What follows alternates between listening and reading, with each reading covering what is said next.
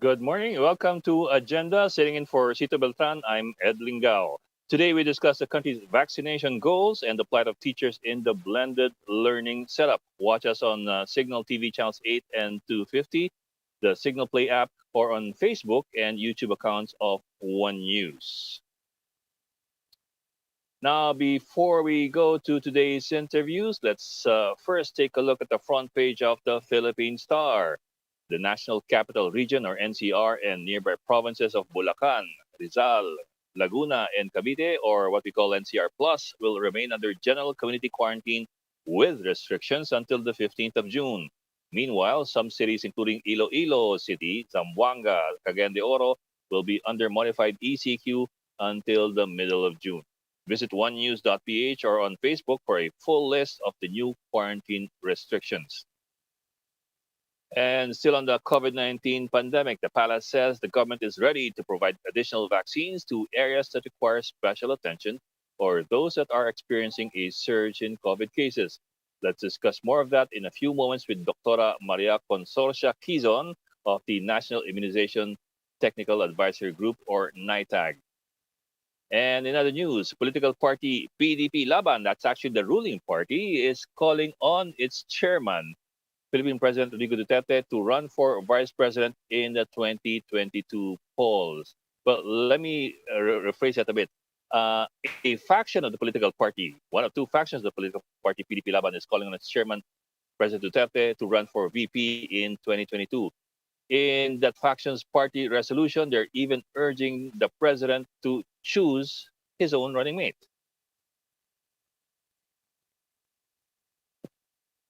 And now on to our first interview. The Philippine government hopes to administer a total of 10 million doses of COVID-19 vaccines by the end of June, as the bulk of Sputnik, Pfizer, and AstraZeneca orders are set to arrive this month.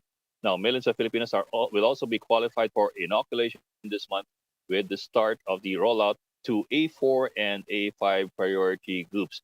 And to talk more about the country's vaccination efforts, we have in this segment, Dr. Maria Consorcia LIM-QUIZON, or we just call her simply Doc Conky, a member of the National Immunization Technical Advisory Group, or NITAG. She's also a field epidemiologist. Hi, Doc Conky. Good morning. Good morning to you, Ed, and good morning to all the viewers. Sorry, we usually get you for the chiefs as well at night, so now we're also getting you in the morning. I hope you still get some sleep. Yes, I do, of course. Thank you. Well, Doc, I started off with reading this figure of a total of 10 million doses of COVID vaccines to be administered by the end of June. But I don't know if this has to be updated, because in our discussion just before we went on the air, I do remember you were saying that for A1 and A2 alone, you're looking at 9 million total vaccinees. Tapos yung A3 is another, 15 million or maybe even more. So parang Right. malit pa nga yung figure na binigay ko kanina. Oo. Wala pa So, kalahati. wala pang kalahati. That's correct. So, putting all A1, A2, A3, that would at least be 20 million people. So, we would be needing 40 million doses all in all to say na matatapos natin lahat yung A1 to A3. So, lubhang kulang pa. That is the reason why, even though there's a clamor, and we, not only a clamor, we do understand the need to help our economy and open it, and therefore start vaccinating 8-4 to 8-5, we really, really have to also exert all our effort to see to it that the A1, 2, and 3 priority groups, there is a reason why they are a priority group, should be focused on first. Ma'am, so 25 million total for A1 to 3. Where are we right now? I think we're only hitting mga 9 million or 10 million so far in vaccines. Actually, so far, as of the other day, there has been a total of 5 million who Ay, were 5 million. 5 million doses were already Oh, doses. administered. Okay. Out of the 5 million, 80% are first doses, 20% have completed their uh, first and second dose. So, Okay. what we're I remember. We have 9 or 10 million vaccine doses, but we've only administered 5 million so far. Right, right. Okay. So, ongoing pa yung sa kailangan pa nating matapos din ng mga yon, okay? So, if you look at yung percentage ng mga A2 that has been vaccinated, close to 15% pa lang. So mahigit pa lang 1,000,000 sa mga elderly, no? So kailangan pa talaga ng iba yung effort, and nananawagan tayo sa mga LGUs and mga civic organizations and even as individuals na sana let's all try to encourage the senior citizens and those with comorbidities to go for their vaccine shots. Well, ma'am, okay, we're doing A1, A2, A3, and a lot of people are waiting for the A4 call kasi you're looking at a substantial number of people.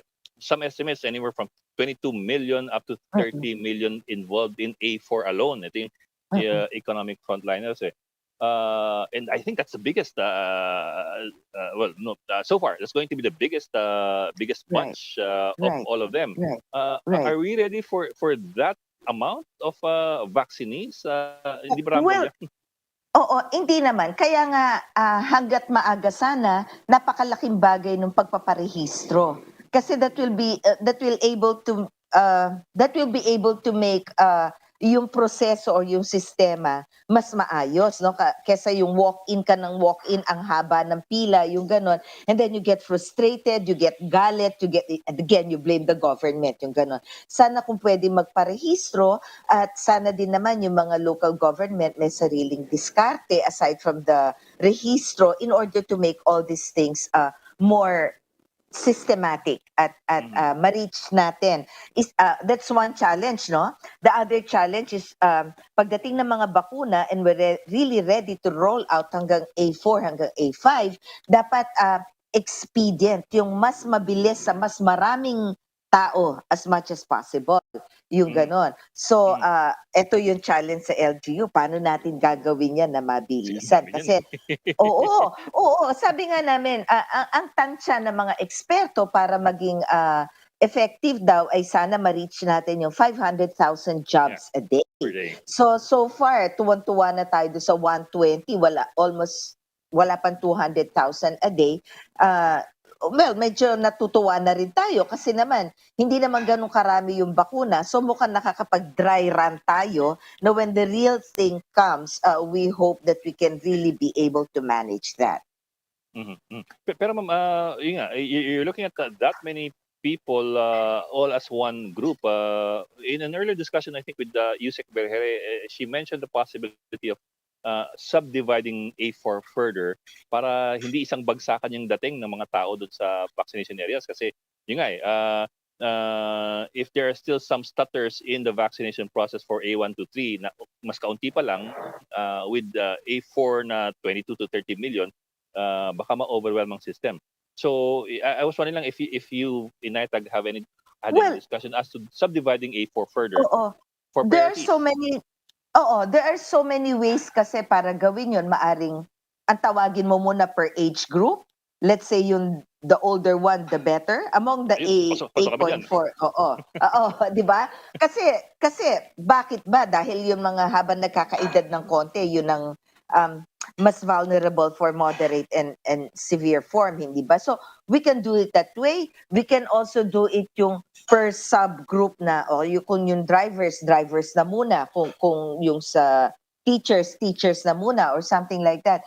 But then again, our experience with A2 and A3, and that's the reason why medyo nag-overlap, is because sometimes they are there and those particular subgroup have been scared pero hindi dumarating. Ganon. O kaya nabibinbin. Yung nasasayang yung time and effort ng buong vaccination group na nandun naghihintay sa isang lugar and then not that many come. So, careful balance. Lahat na ginagawa natin, careful balance. Wala tayong makitang perfect solution. And then we just have to, I guess at the moment, just trial and error muna. What would work best? Kasi ano well, yun nga, as far as we know, hindi pa gano'n ka-firm yung yung whether or not there will be subgrouping and so on the line for A4. So I suppose hindi pa gano'n ka-immediate yung implementation ng A4. Sabagay kasi hindi pa nga tapos yung A1 to 3 eh. Hindi pa tapos yung at saka wala yung bakuna. I'm always saying, Wala pa yung teka, mag-usap tayo.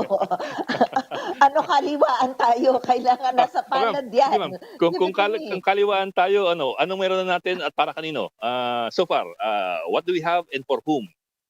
Definitely what we have is for A1, 2, and 3. Okay? And Pero then hindi pa for kumpleto yan, that's not yet sufficient for all not A1 even to 3. enough for all of them. Oo. So, but then we also recognize that some LGUs are at saka may overlap naman. Let me just backtrack a bit, ano? Yeah, Because sige. many of those who are comorbid also are on the workforce already. Mhm. And even some seniors, so Or 60 seniors. above, are still working, di ba? So meron namang ano doon, meron namang overlap doon. Yeah, So that's true. even as pinagtutulakan natin na sige na, i-exhaust muna natin lahat ng effort natin for A2 and then A3, meron na rin yun na porsyento ng workforce na nababakunahan. Mhm, mhm, mhm. Ma'am, pero all these reports coming out, I don't know if you confirmed them, pero I know people who bragged about it na hindi sila necessarily senior citizen, yung kaedad ko, at wala silang comorbidity, pero nakapagpabakuna sila.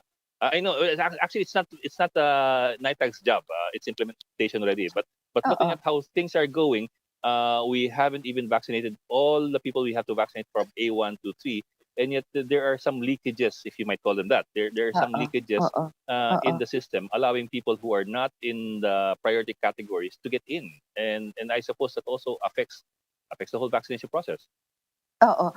Well, eka nga nila, the devil is in the implementation, di ba? I mean, well set out yung rules, well set out yung regulations, but those things can happen, and then ang challenge na lang really is sa mga LGUs, do sa talagang nagbabakuna, do sa mga center na to be more astute o yun talagang pag-ingatan o na Sino? mabuti dahil oo, wag naman yung kahit na sino. Yung iba kasi, doktora, kesa naman wala o kaya para marating natin yung herd immunity, yung ganun-ganon. Uulitin ko po, ang objective ng ating pagbabakuna ay hindi para sa herd immunity, kundi para maprotektahan yung grupo na most likely magkakaroon ng severe and moderate form, and therefore tataas ang death rate natin. Yun po ang iniiwasan natin sa pagbabakuna nito. Kaya tayo nagbabakuna ay para maiwasan ng mga deaths. Kaya nananawagan ako doon sa mga nag-i-implement, nasa sa inyo po. Yung sinasabi ni Ed, that can always happen. But everything will depend sa inyo na nag-i-implement. For every babakunahan nyo na hindi dapat pala mabakunahan, na-deprive nyo o natanggalan nyo ng pagkakataon, yung dapat mabakunahan. That's a very nice point. Well, not a very nice point, but that's a very good point, Doctora. Doc, I'd like to, well, you mentioned kanina yung population protection, but I'll park that first muna. Let me bring up first one other thing that we talked about briefly kanina, just brushed by it. Let's run through the numbers again. How much vaccines do we have? Pero ilan yung targets sa A1 to A2, ilan yung targets sa A3, ilan yung targets sa A4. Para lang ma-situate natin yung taong bayan kung ilan yung dapat bakunahan sa A1 to 3 at ilan pa lang ang bakuna na nandito. Para Okay. para latag natin Para maliwanag, no? The numbers will maliwanag. speak for themselves. O sige. Sa health workers, ang tinataya natin 1.5 million. Okay? Ni-round off, mali pa nga round off, sabi ko kanina 1 million. Okay? So tapos sa senior citizens, nasa mga 9 million. Okay? Okay. Tapos sa 10 million A3, kagad yun. sa A3, nasa 15 to 20 million. Depende kung sino yung nagre-report noon, no? So, ilagay na natin sa mas mababa. Ilagay natin na 15. 15 plus 10 is 25 million na. So, yun yung dapat unahin natin. Sa ngayon, hanggang sa June, nung sabi sa atin ng mga nakakataas, na inaasahan natin na hanggang 20 million doses ang makakarating dito sa atin. The 20 million doses is good for 10 million people, hindi ba? Dahil laging naka-reserve na yung dalawa para sa isang katao. Eh di yun pa lang 10 million. Just enough to cover A2, A1, and A2. Okay, kasi nag-pre-med ako dati kaya medyo gumay ka ng konting math eh. So lumalabas bale na kasi we have so far mga 9 to 10 million doses here. We vaccinated 5 million people. So what we have here so far in terms of doses are only enough to cover A1 and A2. Diba? And the 5 million that we have dosed so far only constitutes what? 1/6 out of the total A1 to A3. That's correct. 30 million. So, hindi, pa lang tayo. Oo. Ang laki, no? 30 million. Gawin naman natin 20 o 25, the bigger. Kasi the bigger the denominator, parang nagmumukhang, oy, wala pa silang ginawa. Wala mang 1%. Sige, 1/5 na lang, 1/5. 20% na lang, 20%. 20%, sige. Oo. Diba? Well, not to give us a false sense of security, but also that's just para latag lang para lang malinaw sa kasi we're getting lost in the numbers na when people spout numbers left and right, parang ang dami na pala. Pala when you look at the comparatives, medyo malayo pa ng kaunti. Malayo pa tayo. We're hoping for A4 pero we're not even done with A1 and A2 right. in terms of numbers. Right. Oo. So I would just go to, Doktora, bakit tayo nag-umpisa ng A3 kung yung A2 pala hindi pa tapos or hardly 15 million? Kasi nga, remember mo na isa sa mga challenges natin ay yung vaccine hesitancy. Yes, ma'am. Hindi ba? Kung kaya't sabi natin, teka, kung hihintayin natin na talagang maubos or ma-exhaust natin yung population bago umpisahan yung susunod, baka naman ma-overtake tayo ng variant o ma-overtake tayo ng next surge, yung ganon. Kung kaya't minabuti na, sige, even as we're doing A2, umpisahan na rin natin yung A3. Kaya ganun na may overlap. Okay? So, I will need to emphasize na yung A2 and A3, they are most at risk of getting the severe and moderate. So, kahit na pagsabayin na natin yan, sige na, gawin natin. No? So, we really need to focus. A4 and A5, on the other hand, ang focus sa kanila is really naman para sa economy natin, which is important. Alam mo nga yung meron tayong pandemic, it's, as a doctor in a heartbeat, I will say life muna bago economy. Pero ngayon sa pandemic, makikita mo talaga na hindi mo na masabi talaga na life muna. Kasi yung economy is also lifeline din naman ng mga tao. Hindi ba? So, mahirap sabihin na, sige, umpisahin na rin natin yung A4 and A5. We are so tempted to say that. But we have to emphasize over and over that we really have to put all-out effort to do A1, 2, 3 muna. Tapusin natin yon bago tayo mag-roll out to sa A4 and A5. Ma'am, before we go into break, just a quick question. So yung A4, talagang Malabonix pa yung petsa nun. I mean, we talked about June, pero yung first half ng June, hindi malinaw yung A4. Number one, tingnan muna natin kung darating yung ipapambakuna. Hindi ba? Kasi sinasabi mo, dadagsa, at talagang dadagsa naman. Yung ganon, tapos magkakaubusan. Eto na naman sasabihin, siguro ang dami nakasingit, kaya naubos. Kasi talaga naman kulang kahit dumating yung A4, yung may darating pa niya na expected for June 4. So, let us please wait kung ilan yung darating. And let's see how it goes. Okay. Doc Conky, we'll just go into a break. We hope you can stay with us, pero we'll be back in a few minutes, so please don't go away. Doc Conky, thank you po.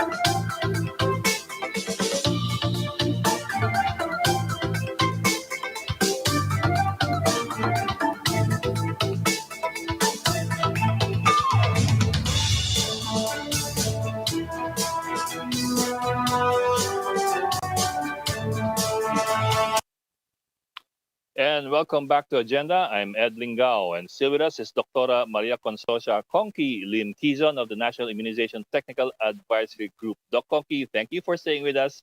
I know you have a busy day ahead, but thank you for staying with us. Doc Conky, eto po, when they were talking about herd immunity, it was kind of easier for us to keep track kasi they were talking about 70%. So 0.7 times 108 million. That's a lot easier now than when they talk about population protection. I'm not exactly sure if it's clear to people when what they mean when they say population protection, and that we've shifted our goals towards population protection versus yung herd immunity. Ano po yung how exactly do you characterize population protection? Di ko rin alam. I mean, with the advent, with this pandemic, there's so many, yung nomenclature ba, para lang gumanda ng konti sa pakinig o kaya hindi mo matawag exactly na yon. Ang dami eh. Yun na lang GCQ, MEQ, kung ano. What we're just trying to say is we want to protect. We are thinking that if you are able to vaccinate the more vulnerable, then you will be able to protect na rin yung karamihan ng mga population. I'll give you an example, Ed, no? Kaya yung sinabi ko kanina na pag nabakunahan mo yung priority population, hindi ka mamumroblema. Pag nagkaka-epidemic tayo ng sore eyes, does anybody even bother? Even though kalahati na nag-absent dun sa company mo because of sore eyes, we don't bother because it's not as deadly. Yeah. Right? So, this one, bakit tayo naguguluhan o nagsa-search?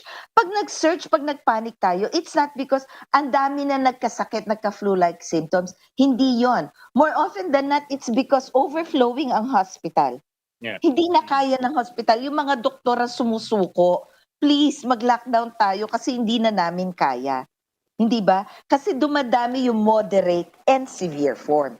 Hindi naman yung mild na binabantayan natin. Kung kaya't uulitin ko na yun dapat talaga unahin natin at naprotektahan natin yon para na rin natin naprotektahan ang mas nakakarain ng population.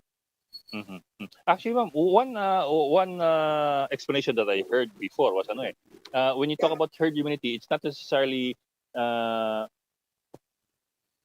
of the entire country. It can be 70% of communities. And sabi nga nila, mas better pa nga to look at 70% of communities as focus. Like for example, 70% of senior citizens, I suppose, or 70% of vulnerable sectors. Kumbaga, that is herd true immunity also for those communities. But then when you think about yung herd immunity, usually when you say herd, because the herd is in one area, right? And when you talk about herd immunity of senior citizens, kalat na kalat. They're only one sector. How would you even imagine, di ba? So really, we're not talking about herd immunity anymore, but rather of, yun na nga, sinasabi mo, population protection, na pinoprotekta natin yung particular na grupong yon, no? And then also, I don't know, this might sound like a lecture, Ed, no? But when you say kasi, when you have immunized a person, and when you say 70% herd immunity, hindi dahil 70% ay nabakunahan, kundi 70% ay nag zero-convert o actually naglabas ng antibodies nila. Oo. So, hindi naman lahat ng hindi lahat ng mga nababakunahan ay magse-zero-convert. This is small population na maaring immunocompromised o malnourished o na hindi sila hindi maggagawa ng protection yung katawan nila. So ulitin ko, even though naka-focus sa herd immunity, na-reach natin yung 70 million na nabakunahan. Bakit na hindi pa yon herd immunity kung hindi nag-seroconvert lahat ng mga yon. So masyadong technical to. But how do you measure that now? Kasi di ba in the end, government's looking at targets and some sort of metrics for government to say na we're hitting our targets or we're near our goal. So that is the reason why scientists are a little bit worried of saying herd immunity, because we haven't established I don't know if others have, but as far as I know, wala pang na-establish na porsyento talaga para sabihin Yeah. yun ng herd immunity kasi nagme-measure eh. Unlike sa measles, dahil matagal na natin pinag-aaralan na measles, alam nating 80% ang herd immunity sa measles. Yeah. So this one is just really an estimate that we're hopefully somewhere Oo, near the reality. oo, Kasi it's a oo. it's a new disease. Oo. Alam mo si Dr. Fauci of US actually mentioned at 50% baka may herd immunity na tayo, sabi niya. Kaya nung una nagtatansya tayo ng 50. Really 50, 60, 70, we don't know as of the moment. Ma'am, so I'm sorry for bringing it back to that, pero in the end, so what kind of metrics should we be looking at in terms of targets? Kasi nga, government has shifted to population protection, pero I'm not sure if there's any specific metric to that. We tried to ask Yusek Berhere about it. Medyo hindi rin kami nalinawan dun sa numbers kung meron man numbers yung population protection. Kasi nga if you're looking at targets for government, kailangan din yan ng metrics of some sort or Oo, goals. oo, So oo. how would that be measured po? I mean, in terms of targets. Well, hindi, setting the targets. I mean, to measure the target is madali dahil doon sa mga report. Well, yes, Pero setting ano nga ba targets. talaga yung target Yeah, what's the target? natin, di ba? Oo. So, let's go back to A1, 2, 3. So, what we want to do is to have 100% of them as much as possible. Or ako nga, masaya na ako sa 70 or even 50%. If at all, dahil nga, you know, we do pray that the surge will not happen.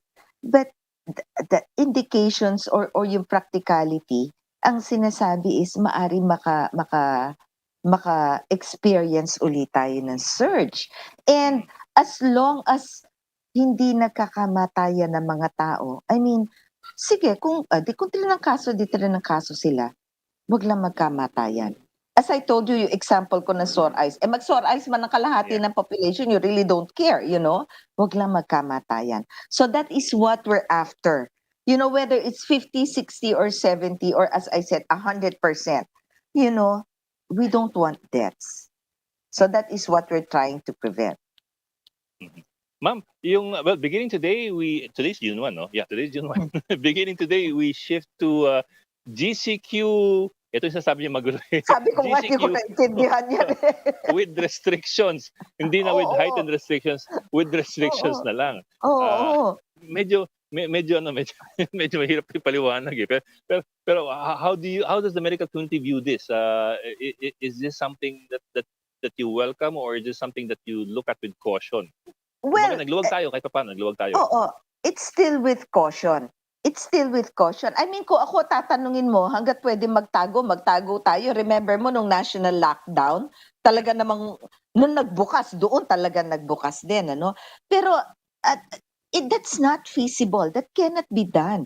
Buhay tayo, patay naman yung lifeline natin. Hindi ba? So, kaya talagang, yung sabi ko, balanse, na kung paano yung EQ, ECQ, GCQ, whatever Q, yung ganon, the medical community, we just have to, sige, siguro yung mga implementers know best, and we will just should brace ourselves kung ano mangyayari. At saka, and hindi lang lagi yung doktor o kaya yung mayor, governor, no?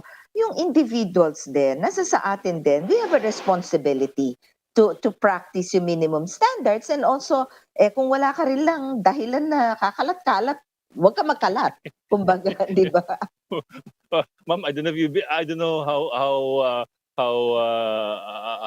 when you've been to Metro Manila last, pero ngayon sa Metro NCR ngayon, ang dami ng kakalat-kalat nakikita niyo nga may nagpo-pool party, ginagamit pa yung bumbero pa.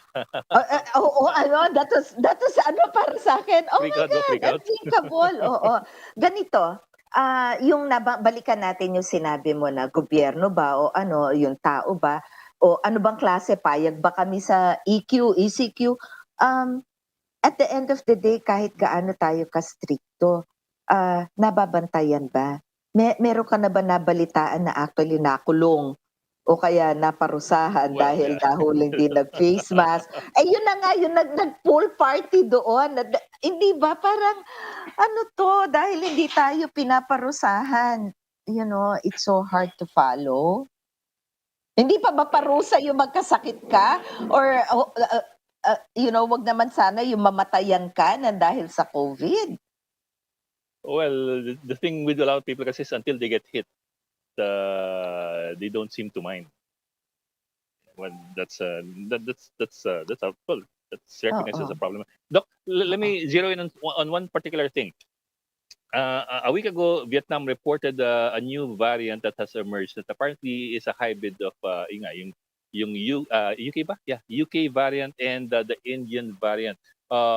Sketchy details pa so far, pero what do we know about it? Kasi the reports coming from Vietnam, although wala pang from WHO, na it's more transmissible daw via air, among other things.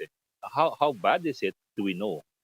Well, sketchy pa rin, and all of these variants, mukhang ang common denominator ng mga variants, hindi na prove na mas nakakamatay sila, pero ang common denominator nila is they are more easily transmissible, Transmissible. Kaya nga yan, kahit yung homegrown natin, yung nasa Cebu, mas easily transmissible din yung gano'n. So kaya nga kaya talaga it's a race against time na yung pagbabakuna natin, na sana dumating yung mga bakuna na matapos natin A1 and 2 and 3, and then makarai tayo sa general population para noon maprotektahan tayo. It's a race against time sa paglabas-labas ng mga variant na to. But well, the good news is, Ed, mukhang nakaka-identify tayo Kaya nababalitaan natin, di ba? Yeah, that's Ibig true. sabihin, hindi tayo natutulog sa pansitan. Yung mga laboratory natin, yung surveillance system natin is working because we're able to identify. Mm-hmm. Doc Conky, we're almost out of time. I'd like to give you a few minutes to speak to the public about all these concerns that we've raised so far na parang hindi masyadong kumakapit sa ibang tao. Particularly yung vaccination, yung disiplina sa pagbabakuna, yung singitan, and among other things, to the public and to the LGUs who are doing the vaccinations. Thank you, Ed. So, nananawagan po ako, nag-prioritize po tayo ng A1, A2, A3. Sapagkat ang A1, alam po natin yan, sila mga naglilingkod sa atin, health workers. Ang A2 and A3, senior citizen at may comorbidity, sapagkat ito po yung populasyon na layot sa bato tumama, nagka-COVID. Yung moderate at saka severe, ang tatama sa kanila. And therefore, maaring ikamatay ng mga taong yon kung kaya't pinaprioritize natin. Andito may bakuna po, meron. Ang kailangan na lang po is kayo mismo na pumayag o pumayag magpabakuna, at ang ating mga local chief executives na exhaust o gawan lahat ng paraan. Kung hindi po makalakad yung mga senior citizen, kung hindi po nila alam, kung maaari lamang po, go the extra mile. Sunduin sila sa bahay, dalhin sila sa vaccination center, or yung mga nagbabakuna, ang magbakuna house to house, if that is at all feasible. I cannot overemphasize the need for us to exhaust all possibilities para makarami tayo and 100% natin ang A2 and A3. Samantala, doon po sa mga nabakunahan na, hindi pa po piyesta, hindi pa po tayo maaring lumabas ng walang mask o kailangan pa rin natin i-practice. Hindi pa rin, kailangan pa rin natin i-practice yung minimum health standards. Mag-mask, mag-face shield, maghugas ng kamay, mag-ingat sa mga kausap na ngayon po tamang panahon para mapraning na ang mga kausap mo, wag mo isiping malinis ito. Ang isipin mo dapat, pugad ito ng virus, kaya dapat hindi ako may protection ako, di ba? So yung po panawagan ko, lalo po sa local chief executives, please, please, please, let us do our best in order to reach out to more A2s and A3s. Actually, Doc Conky, kung gusto nila mag-pool party, yung swimming mask na buo, wag nilang tanggalin. Tapos walang oxygen yun. May snorkel naman. Oo. Pwede po ba sa timba na lang o sa batsa, o kaya yung maghintay tayo na umuulan naman na di ba? There's a respite from all of this, kainitan. Doc Oki, before I let you go, teka, may binigit kayo kasi kanina na ano, that might be interesting to a lot of senior citizens eh. Kasi sabi nga ninyo, I think earlier, 15% pa lang yung nababakunahan sa mga senior citizens, mga 1 million. That's pretty low eh. But I can imagine kasi a lot of senior citizens are not getting vaccinated because a lot of them are not really mobile. I mean, Oo, hindi makalabas ng oo, bahay o kaya oo, oo, hirap magtulak ng wheelchair sa vaccination oo, center eh. oo. Is that possible na ano na the LGUs can do house to house or that's way in the future pa? Alam mo kung gusto may paraan, kung ayaw, 'di ba, may dahilan. So ibig ko sabihin, eksena talaga 'yon and we know that it could be so labor intensive para isa-isahin mo mga 'yon. Pero magagawan ng paraan 'yan, Ed, kung talagang gusto. And then also yung tungkol sa nabanggit ko dahil halimbawa dito na lang sa LGU ko, nagagawa naman na hatid sundo hatid yung mga senior citizens towards the vaccine Okay. center. Katakot-takot yan mga barangay ambulance natin na kung sino-sino ay nahatid, di ba pwedeng ihatid itong ating mga seniors? Okay. That's interesting to know. So discretion po ng LGU, but as a matter of policy, as much as possible, I suppose vaccinate the seniors. Vaccinate the seniors. Ngayon, it's labor intensive para magbahay-bahay, hindi ba? Yeah, I'd imagine. Pero kung magagawa Kaya ng naman. paraan, bakit ba ang hindi? Tatandaan mo sa polio plus natin, sa measles elimination, nag-door to door tayo. Yung ganon. So, mahirap gawin. Pero kung talagang madidiskartihan. And I like your discretion. Nung ko pa iniisip, ano ba English ng diskarte? So, discretion. Ayun pala. Okay, Doc Ongki, maraming salamat. I hope you have a good day, but thank you for this very good morning. You too, Ed. And good day also to all the viewers. Ingat po. Thank you, Doc Ongki ng NITAG, who accompanies for the first 30 minutes of the show. At maraming salamat kay Doc Ongki at sa kanyang mga efforts sa NITAG. Now, we go to our next guest. Members of the Alliance of Concerned Teachers, or the ACT, held a Santa Cruzan-themed protest in front of the Education Department last week. ACT Philippines highlights some issues and demanded more support to the education sector during this pandemic. And to talk more about this, let's welcome Alliance of Concerned Teachers SecGen Raymond Basilio. SecGen Basilio, good morning and welcome to Agenda. Magandang umaga, Ed, at magandang umaga sa ating mga tagapanood. Sir, teka, una-una, before we drill down to the details of your protest ng Friday, isang taon na itong pandemya. Kamusta ang mga guro natin at yung kanilang pag-i-implement itong online distance learning? How has it been for the teachers? Well, actually, Ed, talagang nakita natin yung pagiging pagod ng ating mga teachers. Mahigit isang buwan na po naka-overtime work ang ating mga teachers, and yung kinakasama ng loob natin ay isang buwan na po tayo naka-overtime pero wala po pa rin provision for overtime pay. No? Wala po pa rin guidance sa inilalabas ng Department of Education kung paano babayaran yung extra services ng ating mga teachers. And yun nga, patuloy po tayo na nagsa-struggle kung paano po matatapos yung school year. Sir. Break mo na, sir. Yung nabanggit ng overtime pay, bakit po isang buwan? Why do you say 1 month? That's beginning when? Well, kasi po for this particular school year, the Department of Education ordered our teachers to report to work since June 1 of 2020. And by the rules, no, ang ating po mga teachers ay dapat nagre-report lang po hanggang March 31, 2021 for the school year. And we are now in June 2021. Opo, June 1 na po, isang taon na po actually. No, this is the 12th month, no, ng pagtatrabaho ng ating mga teachers. This is already beyond the rules na inaalaw po natin. Kasi po, explain ko lang po, ang mga teachers po natin wala pong sick leave or mandatory leave or any pahinga. Kapag nagbukas po yung klase, dire-diretso po yung trabaho niyan. Kapag nag-absent ka po, no pay po ang mga teachers. Pag nagkasakit po, no pay din po ang mga teachers natin. So provided po dapat na may 2 buwan siya sa isang taon na pahinga. In this case po, mahigit isang buwan na po na overtime work yung ating mga teachers. Hindi po na-observe itong rules na ito. Kaya po yung hinanakit ng ating mga teachers, bakit naman hanggang ngayon, isang taon na, ay wala pa rin guidelines kung paano kami babayaran. So sir, isang buwan so far ang sinasabi nyo, pero maring humaba pa yan. Isang buwan so far na naka-overtime na sila na wala pang linaw kung paano yung overtime pay. Yes po, actually last Friday was the 40th day ng overtime work ng ating mga teachers.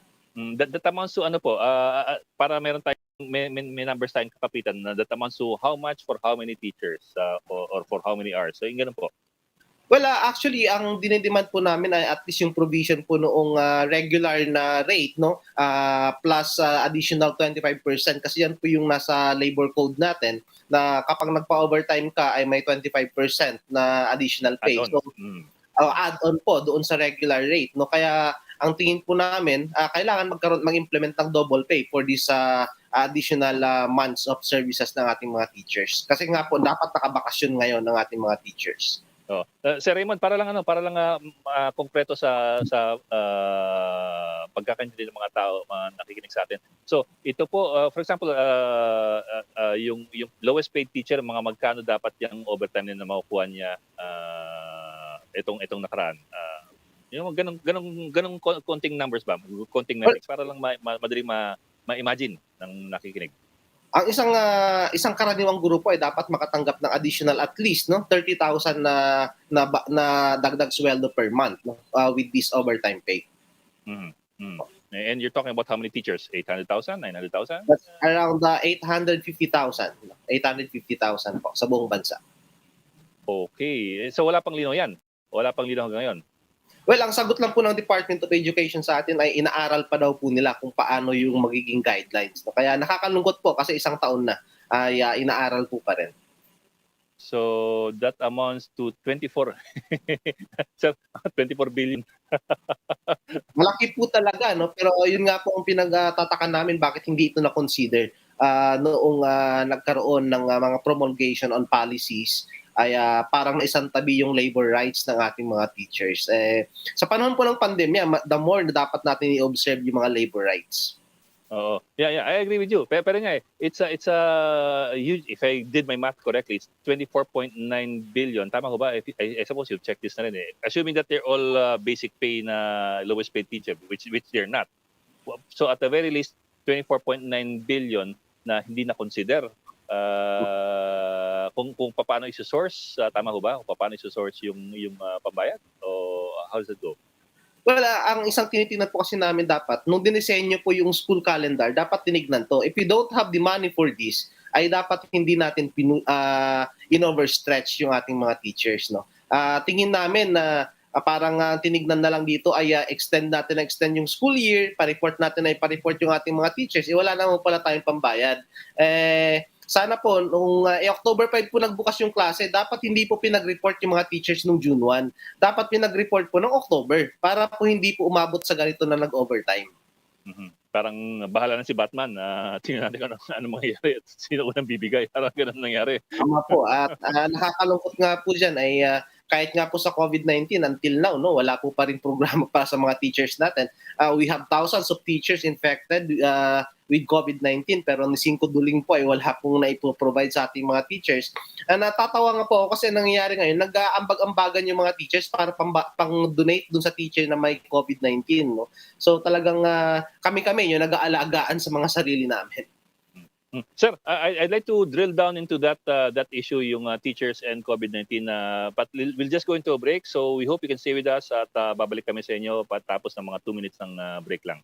So sir, if you don't mind, please stay with us. Sige po. Salamat po. Okay, we'll be back in a while.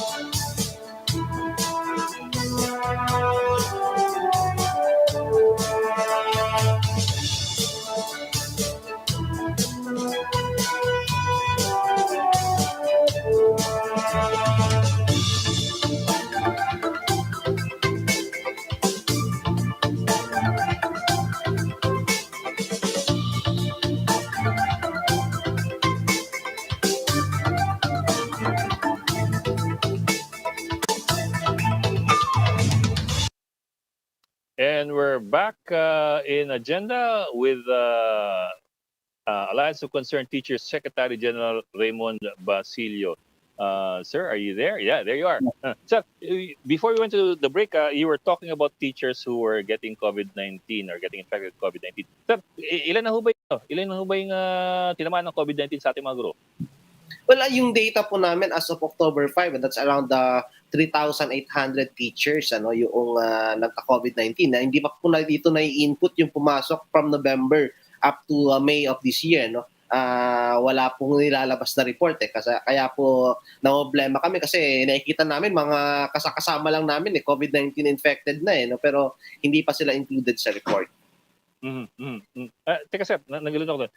Ilan po yung number natin? Tapos ano yung hindi kasama doon sa number na yun? From November to March? November to June po, to May ay wala pa po tayong data, pero yung pong data natin as October 2020 ay nasa 3,800 na po na mga teachers yung may COVID-19. Sir, yung 3.8 bale, October lang yun. October lang po yun. October lang po. Medyo sobrang obsolete na yung number. Baka naman nag-triple na yun, ano? Posible po, kasi maalala po natin by January, February, and March ay in order po yung ating mga teachers na mag-conduct ng home visitation, nag-field po ang ating mga teachers para hagilapin yung mga nawawalang learners, yung mga hindi pumapasok sa klase, hindi nagsasubmit ng modules. Kaya tingin namin ay nadamay doon sa surge yung ating mga guro by March. Kaya ako po mismo, ang dami ko pong kaibigan ng mga teachers na nagka-COVID noong panahon na yan, na talagang makikita mo yung hirap at that time. So yung 3.8 is only for the first month ng implementation ng distance learning. And we don't have any metrics, wala ho tayong kahit anong number with regard to yung in the last from October, November, December, January, February, March, April, May. For the last 7 months, wala tayong 6 months. Wala tayong idea kung dumoble, tumiple o ano. Wala na po, kasi before po may site report na nilalabas ang Department of Education, pero right now ay itinigil na po ito, because of siguro masyado kaming maingay on this kasi talagang ang call po namin yung protection sa provision ng assistance. Kasi that of course that does make me wonder how do you care for the needs of teachers who get infected if you don't even know how many are infected? I would think that's the primary that's the primary at least one of the primary responsibilities of the department to find out how many teachers have gotten sick of COVID-19. Aside from education, di ba? ang tingin po namin dito dahil nga po wala din naman po silang naibibigay na assistance kahit piso, halimbawa po I will cite this case sa Naga City sa Bicol. Ang ginawa na po ng mga teachers ay nagkaroon na po sila ng ambagan na 50 pesos per month, per quarter, at yung output po nito ay ibibigay na ayuda dun sa mga teachers na magkakaroon ng COVID-19. So, ganito na rin po yung nangyari halimbawa sa Region 3 sa Tarlac, ay kapag may nagkasakit ay kukuha doon sa fund na nabuo ng mga teachers from their own contributions. Is there a program by DepEd in this direction, in this regard, for teachers who get sick of COVID-19? Wala ho bang programang departamento? Sad to say po, wala po talaga. Kaya po nalulungkot po talaga kami. At kabahagi po ito ng aming panawagan na mag-alat naman po sana ng kahit konting pondo. Kasi yung PhilHealth naman po, hindi naman po sasapat para sagutin yung lahat ng pangailangan ng isang COVID-19 na positive patient. Yeah. Tsaka, siyempre, yung guro, maliban dun sa distance learning, dumadalaw na siya sa mga estudyante para sa mga assignment at mga project.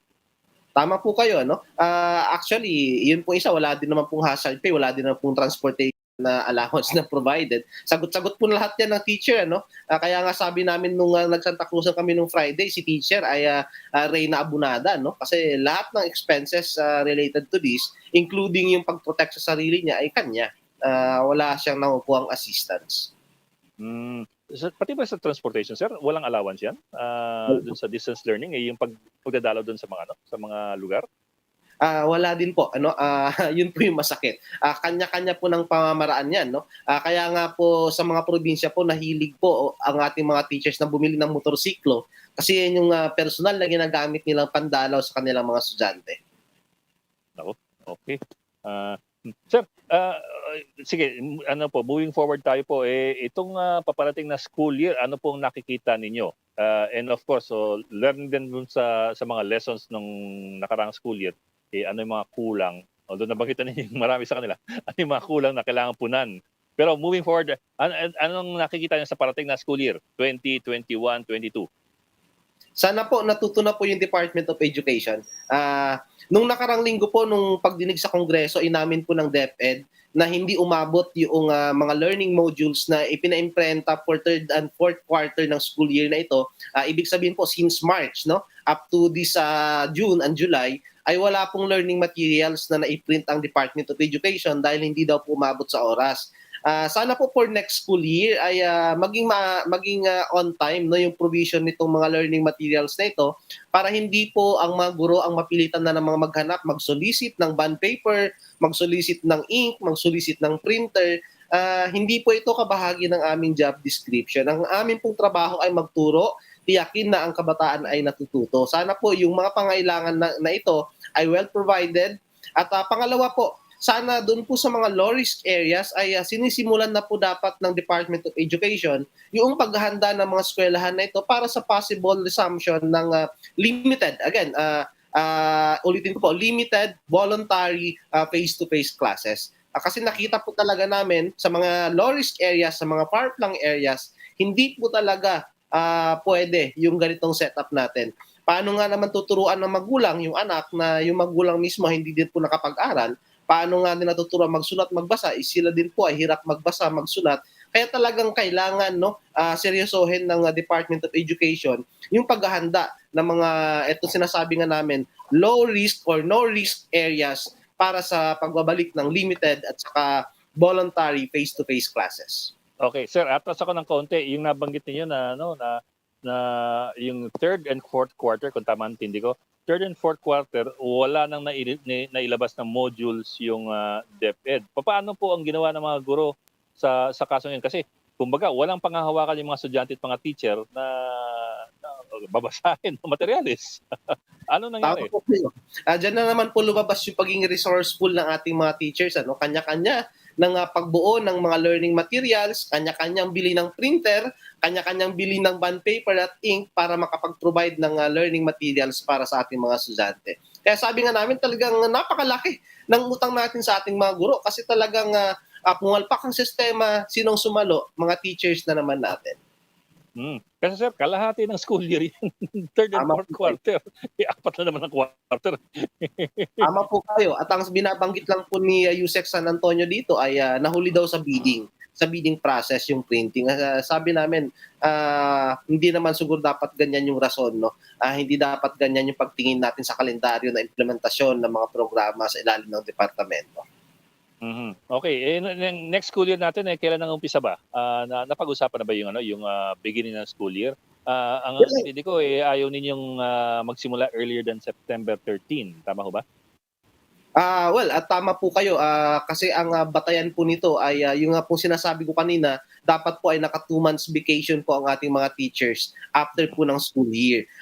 Hanggang July 11 po ang school year na ito. So kung babantayan po natin, kami po ay entitled dun sa tinatawag na proportional vacation with pay hanggang ito po ay 89 days. No? So kailangan i-observe po ito ng Department of Education kaya dapat ay hindi po dapat magbukas ang klase earlier than September 13.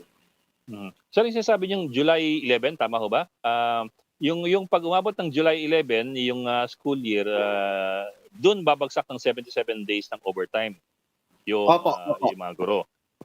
So pag umabot nga ng July 11 as scheduled by DepEd, yung multiplier is 77 times, for example, 30... Well, that's 23,000 plus 25% po. Okay. Mas malaki pa pala yung yung pinag-uusapan nating wala sa budget. Naku, napag-usapan na ho ba yan with DepEd? Ano yung nakikita niyo magiging solusyon diyan? Well, isa pong binabanggit ay yung provision po ng may tinatawag po kasi kaming service credits. So parang yung po yung 77 days na yan, ilalagay po yan sa lista namin na may 77 days kami na service credits na pwede namin yung i-monetize at the end kapag kami po ay nagretiro. Maaari pong ganun, yung compensation yan plus additional na lang po yung 25% na bilang cash incentive. No? Pwede pong ganun. May mga mekanismo naman po, so kailangan lang po talaga bilisan at iayos yung implementation. Okay, yeah. Kailangan may linaw, kumbaga. Sabi natin black and white, may kasulatan. Sir, yung mga teacher ba natin nababakunahan? Asan ba kayo sa priority list? Well, kami po ay nasa A4.11, no? Napakalayo po namin sa listahan. So, kaya nga po nagko-call po talaga kami na further pa na maabante ang ating mga teachers sa priority list. Dahil nga po, sabi namin, hindi naman po nagtatago sa mga bahay ang mga teachers. Nasa labas po ng mga bahay ang mga teachers, nag-iikot sa bahay ng ating mga mag-aaral.